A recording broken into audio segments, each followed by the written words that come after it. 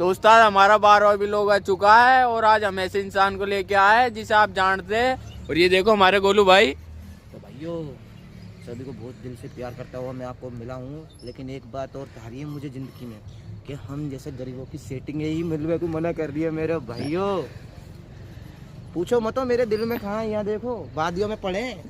Mummy कह रही घर पे आ जा, लेकिन हम सेटिंग के चक्कर में यहाँ रुके वैलेंटाइन डे बनाने के लिए। और टाइम कितना हो रहा भैया? 12 बज रहे मेरे भाई।